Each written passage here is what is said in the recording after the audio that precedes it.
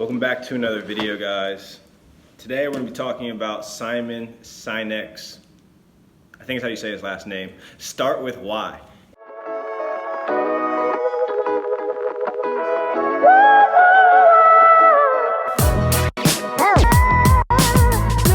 And I just got to spit this video off the dome, no script. Usually I try to map out generally the way I'm going to take these videos, but today, one, my phone's about to die, so I don't have a lot of power and time, and two, this book it was one of those reads where typically I wouldn't share that I read this book. I've talked about, I don't always make videos about the books I read. Some of them are a lot more personal, and this one was one that I picked up because I had I bought a course about how to build a t-shirt brand. For those of you who don't know, I have my own t-shirt company. It's called Rooks and Queens, a fashion company.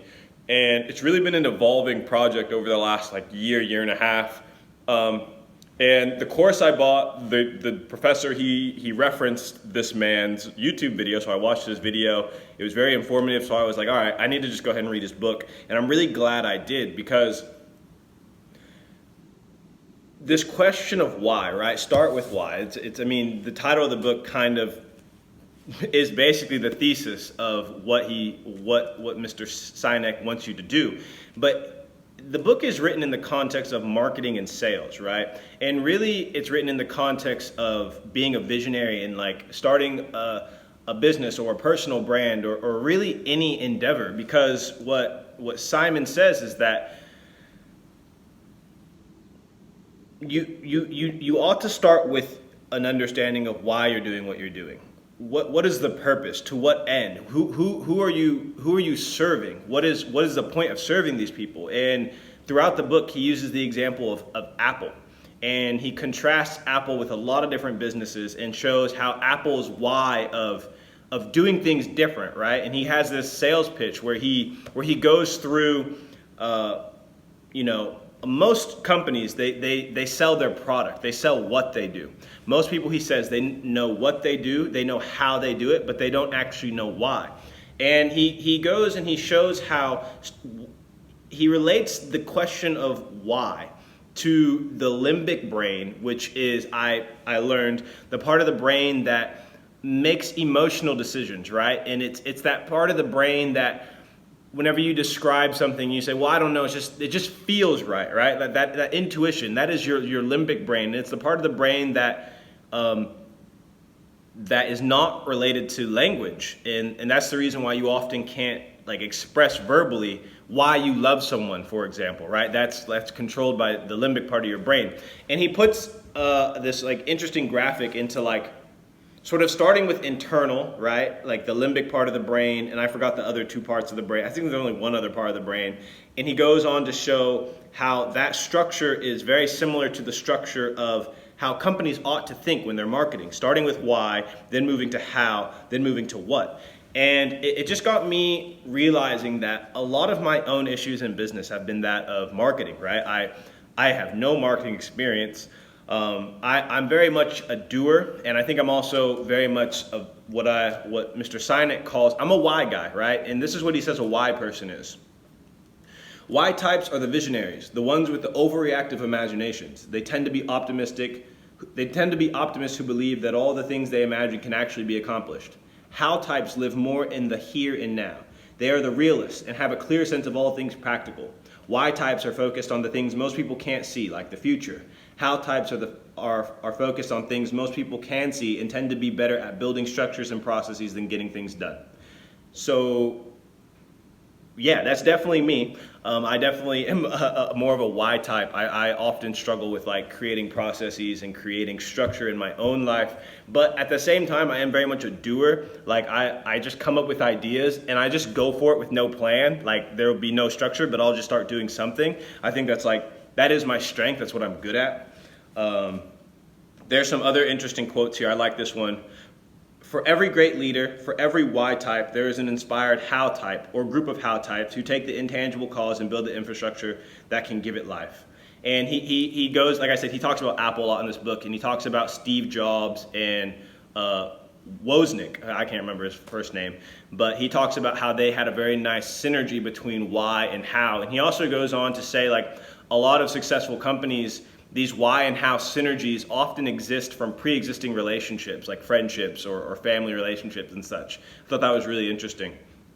And this is kind of, I think, the major takeaway for me as it relates to Rooks and Queens was that helping me determine my why and focusing on a specific, like a group, and this is really what he says. He talks about, at one point in the book, on the adoption curve, right? You have the innovators, the early adopters, the early majority, the late majority, and the laggards. And he says that you need to focus on the innovators and the early adopters because there becomes like kind of this tipping point, and he references Malcolm Gladwell there. But businesses need to focus on the innovators, and you need to focus on connecting to people's why. And it's like people will buy things because, or people will be loyal to a brand because it reflects something about themselves. And I very much have a sense of, like, I've always known, like, internally what the why was for Rooks and Queens, but I've never been able to express it. I'm gonna end the video by reading the why that I constructed. But this is another quote from the book. The importance of identifying this group, the innovators, is so that you can avoid doing business. Oh, I'm sorry. So identifying the group of people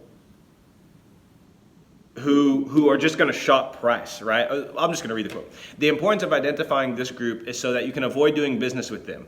Why invest good money and energy to go after people who, at the end of the day, will do business with you anyway if you meet their practical requirements, but will never be loyal if you don't?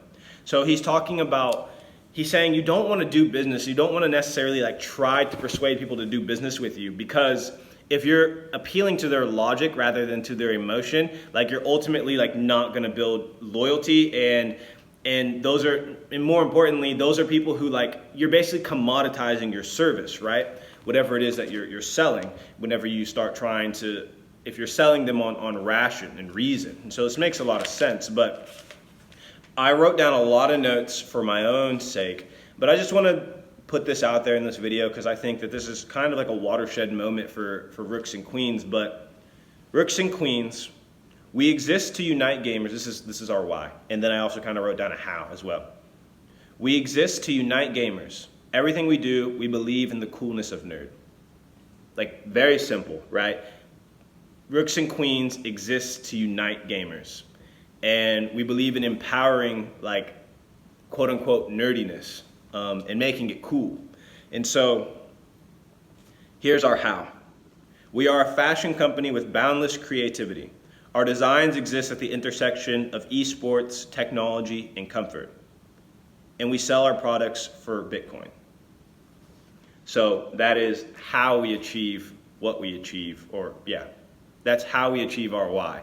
And I look forward to making more videos about just like Rooks and Queens and business and entrepreneurship. But yeah, it was important that I made this video.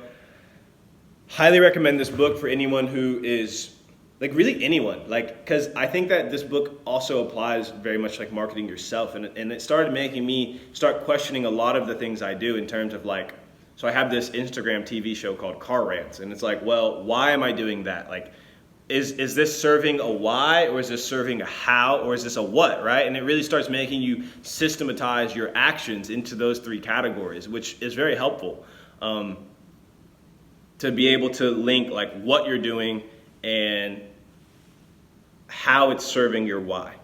So I just want to encourage people to pick up this book. I give it a 5 out of 5 stars for business people. Definitely a necessary read. So see you guys in the next video. Peace.